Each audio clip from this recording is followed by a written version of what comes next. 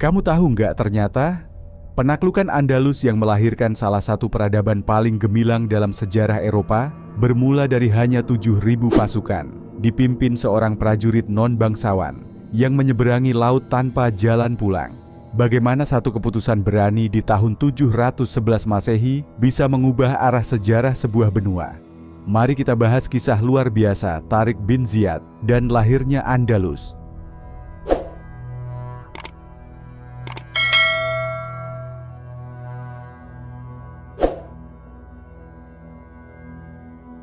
Pada awal abad ke-8, dunia Mediterania sedang berada di ambang perubahan besar.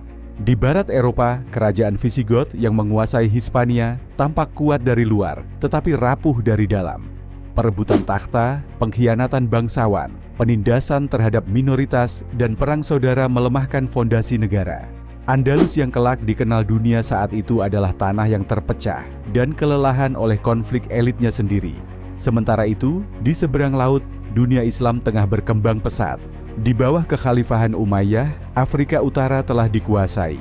Kota demi kota jatuh, bukan hanya oleh kekuatan militer, tetapi karena runtuhnya legitimasi kekuasaan lama. Dari wilayah Maghrib inilah muncul seorang tokoh yang akan mengubah sejarah Eropa, Tariq bin Ziyad. Tariq bukan bangsawan, bukan pula keturunan raja. Ia dikenal sebagai pemimpin pasukan Berber di bawah Musa bin Nusair, gubernur Umayyah Afrika Utara. Ia naik bukan karena garis keturunan, melainkan karena keberanian, disiplin, dan kecerdasannya membaca medan perang. Ketika Afrika Utara telah stabil, pandangan Musa dan para jenderalnya mulai tertuju ke seberang Selat Gibraltar, ke Hispania yang sedang retak dari dalam. Pada tahun 711 Masehi, Tariq bin Ziyad menerima perintah yang akan menentukan nasibnya dan sejarah sebuah benua. Dengan sekitar 7.000 pasukan, sebagian besar Berber, ia menyeberangi selat sempit, namun berbahaya itu menggunakan kapal-kapal kecil. Penyeberangan dilakukan diam-diam, dalam ketegangan, tanpa kepastian akan kembali. Ketika pasukan itu mendarat di sebuah tanjung berbatu, Tariq berdiri memandang daratan asing di hadapannya. Menurut tradisi sejarah Islam, di tempat itu ia memerintahkan kapal-kapal dibakar.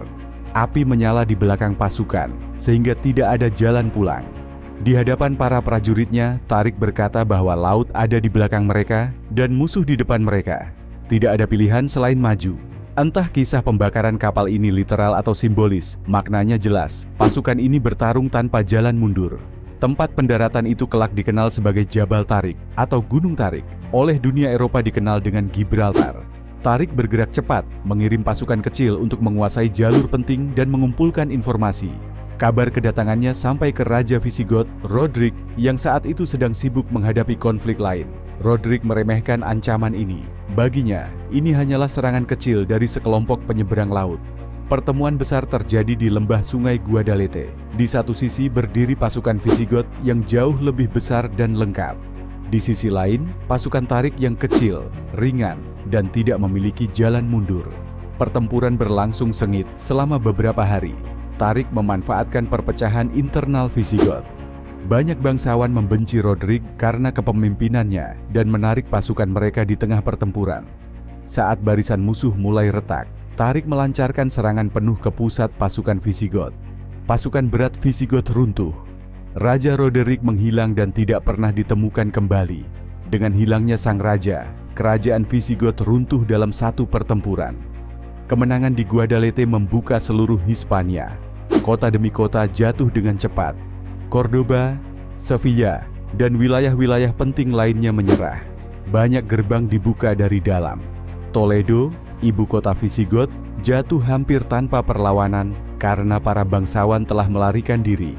Di kota-kota yang dikuasai, Tariq tidak melakukan penghancuran massal. Penduduk yang menyerah dijamin keselamatannya. Gereja-gereja tidak dihancurkan. Komunitas Yahudi yang selama ini ditekan mendapat ruang hidup.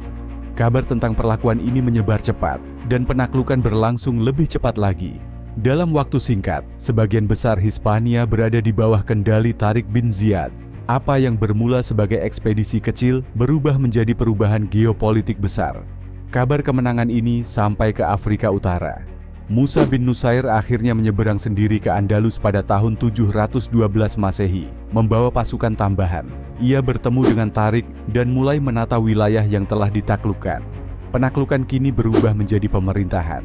Namun dari Damaskus, Khalifah memerintahkan Musa dan Tariq kembali. Keduanya meninggalkan Andalus dan menghadap pusat kekuasaan Umayyah. Setelah itu, sejarah hampir tak lagi mencatat kehidupan Tariq bin Ziyad. Ia tidak diberi wilayah besar. Ia tidak dikenang dengan istana atau mahkota.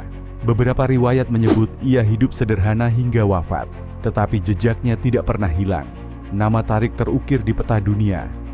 Lebih dari itu, tanah yang ia buka berkembang menjadi Andalus, peradaban yang selama hampir 8 abad menjadi pusat ilmu, seni, filsafat, dan toleransi. Cordoba bersinar sebagai mercusuar pengetahuan dunia. Muslim, Kristen, dan Yahudi hidup berdampingan dalam satu ruang sejarah. Semua itu bermula dari satu keputusan berani, menyeberangi laut tanpa jalan pulang. Kisah Tariq bin Ziyad mengingatkan kita bahwa sejarah tidak selalu digerakkan oleh raja dan bangsawan. Terkadang, ia digerakkan oleh seorang prajurit yang keberaniannya cukup untuk mengubah arah sebuah benua. Dan sejak tahun 711 itu, Andalus tidak lagi sekadar wilayah di peta. Ia menjadi simbol bahwa dari keberanian dan keyakinan, sebuah peradaban besar bisa lahir.